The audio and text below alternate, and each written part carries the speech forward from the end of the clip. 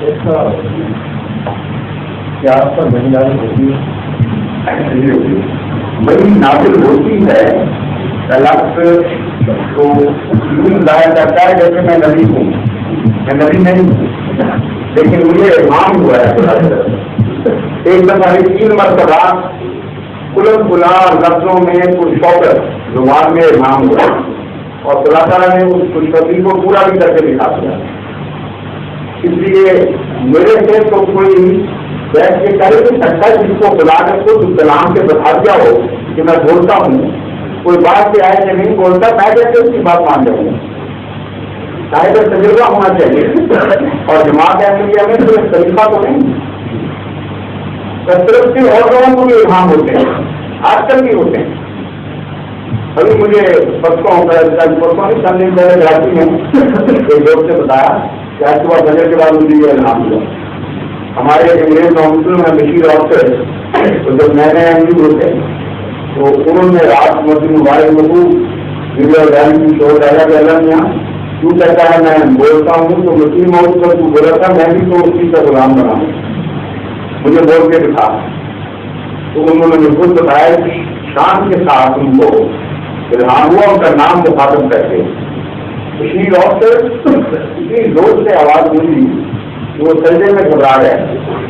پھر آواز ہے تو وہ دوڑ کر دیکھنے گئے کہ کوئی آدمی تو نہیں آیا ہوا. تو مسجد کے سارے دروازے بند تھے. پھر وہ اوپر گئے, وہاں میٹر کی مسجد ہے, وہاں بھی ایک دروازہ تھا جو سیڑھیوں کے اوپر یوں بند ہوا کرتا تھا, لیتا ہوا.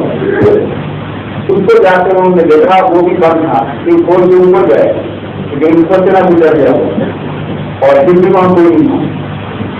وہ لازم خود الہام کا کہہ رہے تھے اللہ کی نظر, اور الہام ہوا تو شکل پڑ گئے کہ جو آدمی نہ ہو, مگر پھر خدا نے انتظام پیدا کر دیا. اب وہ بڑے نیک اور بزرگ انسان ہیں, بڑی سچی خبریں دیکھنے والے اور مغرب ہیں اسلام سے.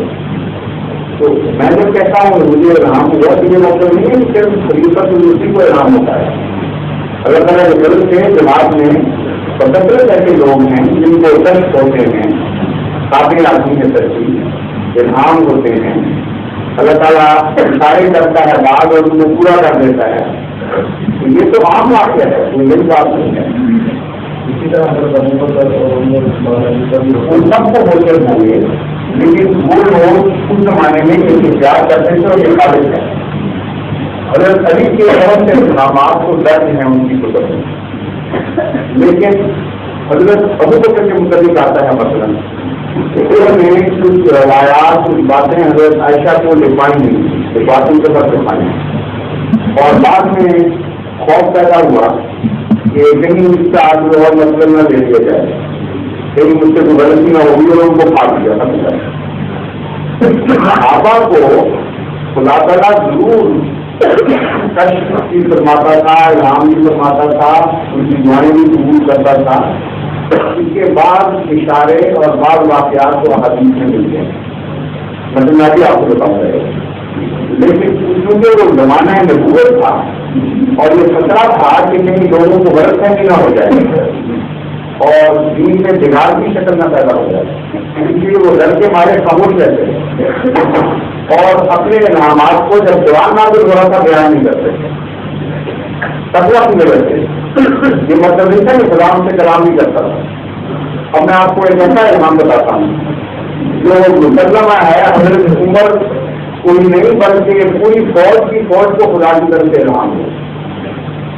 رسول اللہ کے بعد خلافت ثانیہ اردو واقعہ ہے کہ ایک دفعہ حضرت عمر خطبہ دے رہے تھے اور ایک مسلمانوں کی فوج سماجی سفر غیر دشمنوں سے لڑ رہی. ان کے سردار کا نام تھا ساریہ, یعنی وہ عرب وہ صحابی جو لشکر کو خطبہ کرا رہے ان کا نام ساریہ تھا.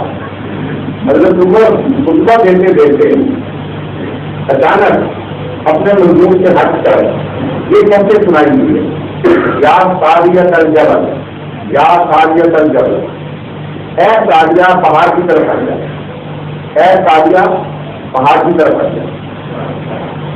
صحابہ نے پوچھا بات ہے کہ جو بھی حالت سے بولتے ہیں آپ نے کیا سنایا, اور صبح نے جواب دیا کہ مجھے خطبہ دیتے دیتے اللہ تعالیٰ نے یہ سب چیز نظارہ دکھایا کہ مسلمانوں کا راجستھانی لشکر کی تحریر کرتے ہوئے پہاڑ کے دامن سے ہٹ کر میدان میں آگے بڑھتے اور یہ ایک بڑی خطرناک غلطی اور دشمن کی چال کامیاب ہوتی نظر آ رہی ہے. وہ تھوڑے تھے اور پہاڑ کے دامن کی وجہ سے ان کو ایک ایڈوانٹیج حاصل اور دشمن جان کے بظاہر بھاگ رہا تھا ان کو گھسیٹ کر نیچے لانا چاہتا تھا کہ وہ گھیرے میں آ جاتے. تو جب میں نے یہ نظارہ دیکھا تو میں نے اسی وقت دیکھ لیا کہ آزاد آج کے طرف زبردست آج کے طرف یہ واقعہ گزر گیا. اس کے بعد وہاں سے تاجیہ نے ایک پیغام پر بھیجا اور اس نے کہا کہ ایک عجیب واقعہ یہاں گزرا ہے کہ ہم پہاڑ کے دامن سے ہٹ کر دشمن کے تعاقب میں میدان میں جب اتر رہے تھے جو ہماری غلطی تھی مگر ہم سمجھے کہ دشمن بھاگ گیا ہے. سارے لشکر کو آواز آئی آپ کی کی یا ساریہ ترجمہ یا ساریہ نہیں ایسا آئیے باہر کی طرف کرتے اور اس کے بعد چاہے تو رہے ہیں واپس اور پہاڑ کے دامن میں گئے اور اللہ تعالیٰ نے اس کو بتا تھا اور یہ الہام تھا حضرت کی آواز تو نہیں وہاں پہنچی. خدا تعالیٰ کسی کو الہام کہتے ہیں کہ خدا تعالیٰ کی طرف سے ایک آواز پیدا ہو اور ان لوگوں کو سنائیے. بعض لوگوں کو کسی انسانی آواز کی شکل میں سنائی دیتی ہے بعض لوگوں کسی اور شکل میں سنائی دیتی ہے.